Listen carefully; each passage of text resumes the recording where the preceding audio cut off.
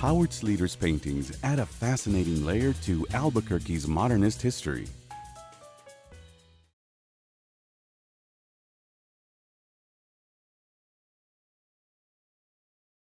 I never saw him anything but khaki pants, and everything he ever wore had paint on it. Paint on his fingernails. He was just always covered with paint.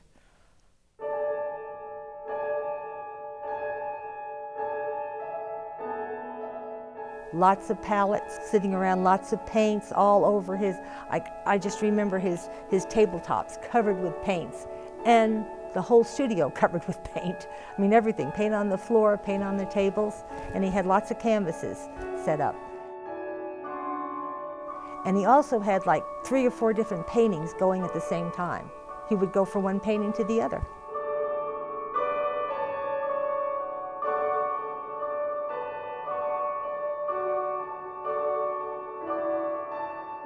Sleater painted extremely quickly. The paintbrush moved really fast, and then there was a figure, or there was a mountain, or there was a tree.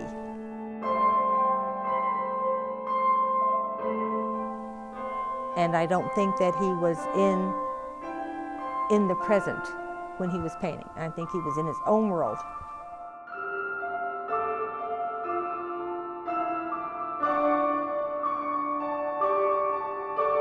I think his interests as an artist were totally everywhere. I think everything he saw, he considered it art. What the average person would not consider a great thing to paint, he would paint it and turn it into something special. Sleater could paint anything, and he did. Ruthie, his wife, said that she was so glad they never had children, because the only thing Sleater would do would be paint them. And I didn't know if she meant paint them or paint them. You know? A frank, unpretentious man with a somewhat shaggy gray mustache and a relaxed posture, Howard Sleater said, "If people just let me alone and let me paint, I'll be happy." Sleater's story is almost lost to time. Not a self-promoter, he made up for it with a lifetime of artworks that earned him acclaim.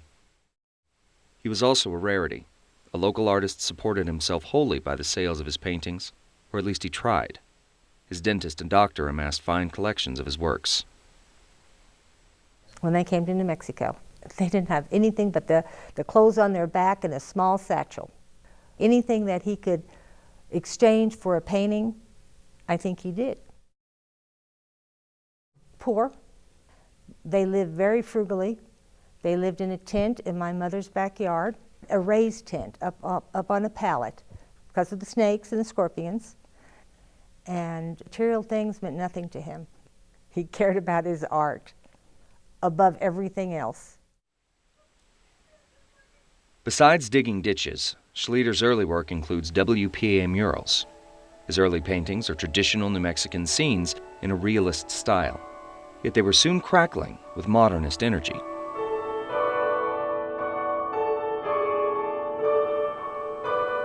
Using oil paint, wax, gold leaf, his approach to the surface was as dynamic as his visions. By the late 1940s, he was fully engaged with abstraction, and primitive motifs dominated. His success kept pace with his enormous output. His works were exhibited nationwide and in Vienna, Berlin, and Munich. In 1954, he claimed a prized spot in the prestigious Guggenheim's Young American Painter Show, the only artist invited from the Southwest. Although he suffered from Parkinson's, he would not give up, and he learned to paint left-handed. He even painted with his teeth. He didn't let Parkinson slow him down. He loved it. It was his life. Sleater painted until his death in 1976. Sleater wanted all the arrangements made prior to his death. When he started getting really sick, he realized that he didn't have much time. They paid for their funeral expenses with a painting. Isn't that just like Sleater?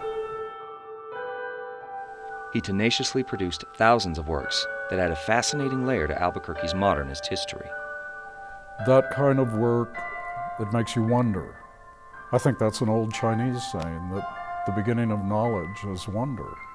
And often artists, I think, have felt that impulse and thought it would really be great if I could spend my life making art about my wonderment. Schlieder may have summed up his artistic credo the best.